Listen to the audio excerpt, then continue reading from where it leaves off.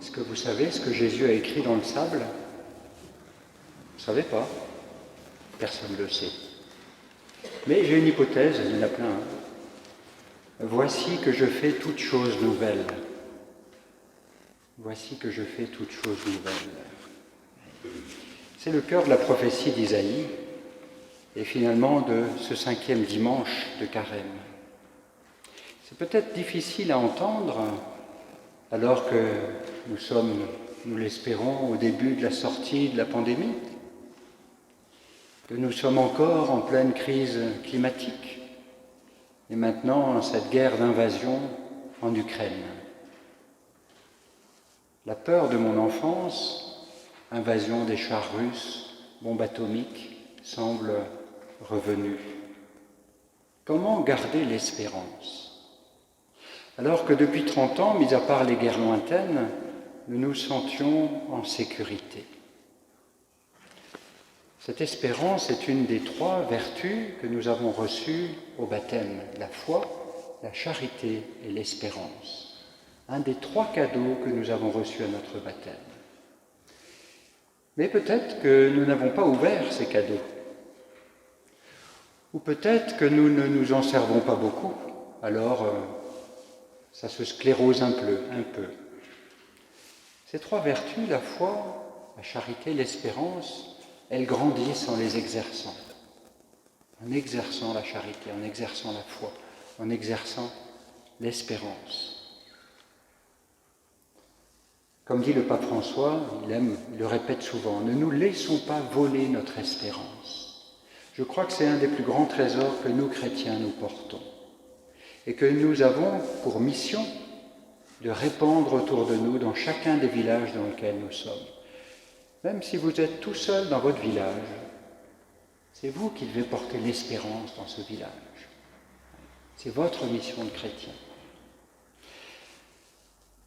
Dans la première lecture, livre d'Isaïe, on a comme un dialogue entre le passé et ce toutes choses nouvelles. Ainsi, parle le Seigneur, lui qui fit un chemin dans la mer, un sentier dans les eaux puissantes, ça vous rappelle la sortie d'Égypte, qui mit en campagne des chars et des chevaux, des troupes et de puissants guerriers. Les voilà tous couchés, ça c'est tous les chars de Pharaon. Le mode habituel pour nos grands frères juifs de proclamer leur foi, c'est de raconter l'histoire sainte, de redire les merveilles que Dieu a faites dans leur vie. Et nous l'avons chanté dans le psaume, et magnifiquement chanté, et merci. Quelle merveille le Seigneur fit pour nous. Nous étions en grande fête. Et en réentendant une nouvelle fois, oui, non, c'est pour après ça. Je découvre à chaque fois les choses. Et parce que, donc pour nous, c'est aussi important de faire mémoire de ce passé, de faire mémoire de notre propre histoire sainte, de faire mémoire du moment fondateur dans notre vie où nous avons rencontré Dieu, nous avons rencontré Jésus comme une personne vivante, de faire mémoire de ce moment où il est passé d'une idée, de quelque chose que mes parents m'ont appris pour ceux qui sont de famille chrétienne ou que j'ai pu lire, à une rencontre personnelle. Et je suis sûr que cette rencontre, elle a eu lieu à plusieurs reprises. Dieu revient nous voir. Et si elle n'a pas eu lieu encore, eh bien, gardez ce cœur ouvert. Et votre présence ici montre ce cœur ouvert.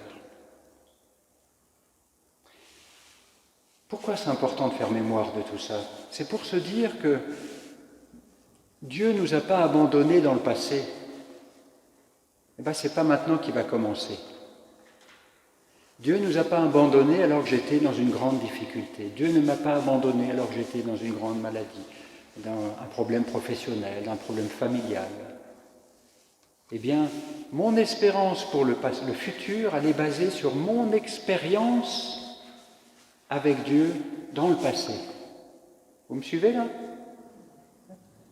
Mais le danger, c'est d'être bloqué dans le passé et de penser que l'âge d'or, c'était avant et qu'aujourd'hui tout fout le camp.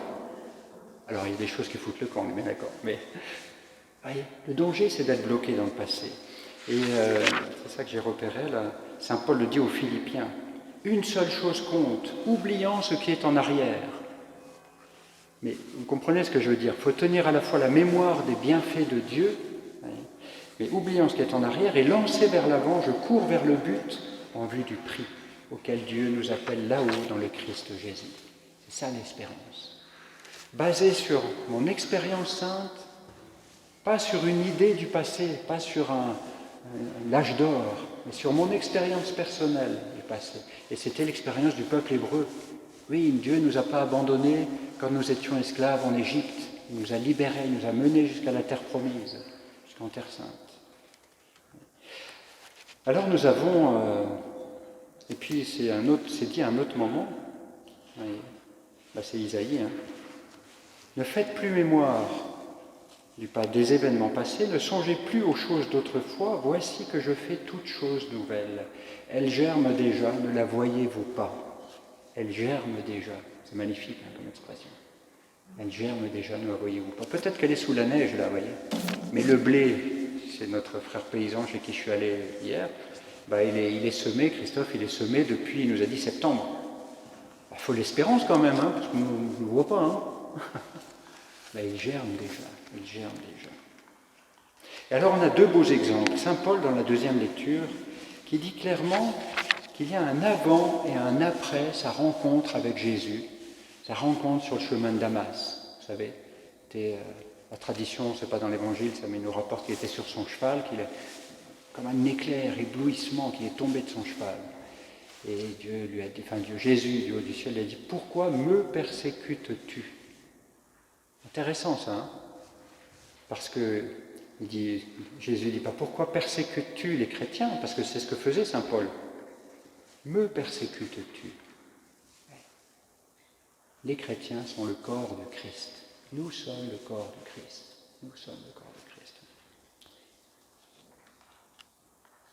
Et alors saint Paul dit des phrases très fortes. Tous les avantages que j'avais autrefois, je les considère comme une perte à cause de ce bien qui dépasse tout, la connaissance de Jésus-Christ, mon Seigneur. Je peux tout perdre. Et on a visité l'autre jour l'entreprise qui avait brûlé là. Je peux tout perdre. Et le plus important, c'est la connaissance que j'ai de Jésus. Attention, connaître pour nous, cartésiens, c'est 1 + 1 = 2. C'est une connaissance intellectuelle. Pour un hébreu, pour un sémite, connaître, c'est une connaissance expérientielle. C'est faire l'expérience d'eux. Je connais quelqu'un, je vous connais parce que j'ai fait l'expérience de vous rencontrer. Voyez ? Et donc, quand saint Paul dit ce bien qui dépasse tout, la connaissance du Christ Jésus, c'est l'expérience de la rencontre avec Jésus. À cause de lui, et puis il y va carrément, j'ai tout perdu, je considère tout comme des ordures. Enfin, une traduction qui dit des balayures. Voyez ? Afin de gagner un seul avantage, le Christ. Oui, vraiment, frères et sœurs, le moment le plus important de notre vie, c'était ce moment de la rencontre avec Jésus. Donc il faut faire mémoire, sans y rester accroché, vous voyez, mais comme une fondation solide pour l'espérance, pour le futur.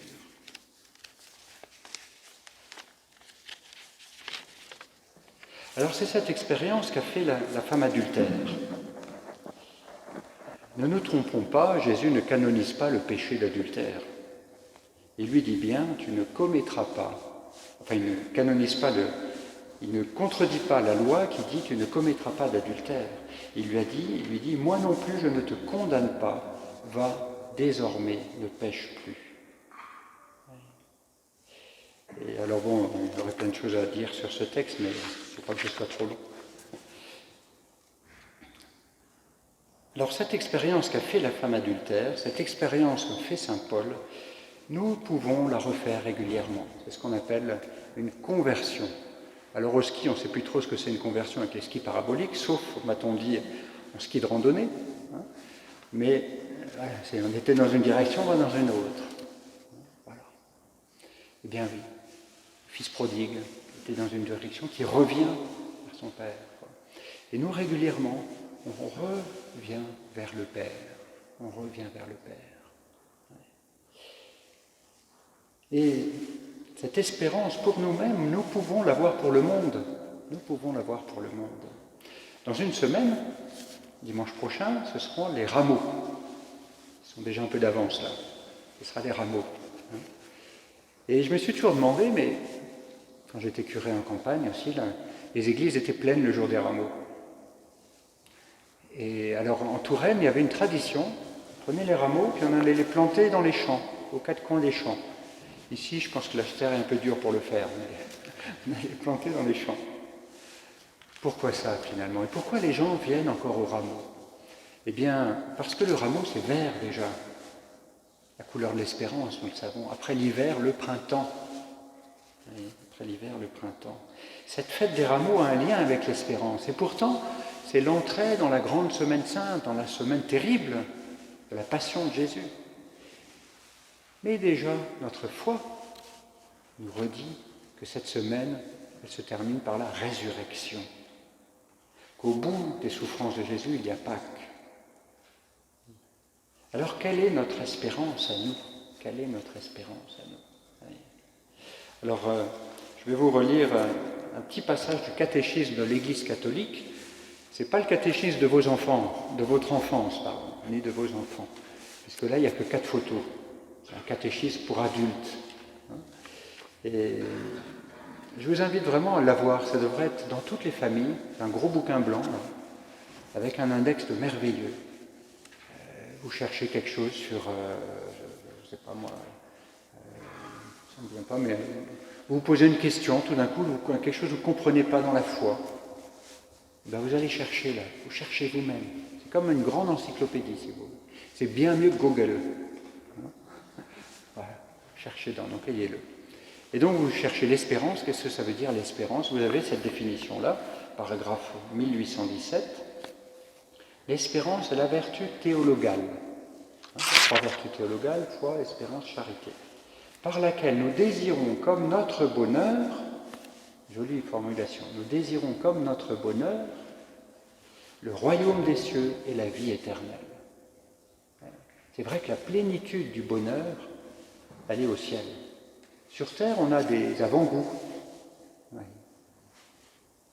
En mettant notre confiance dans les promesses du Christ.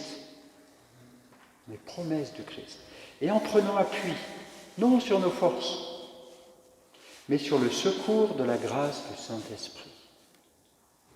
Alors bon cheminement vers Pâques. Amen.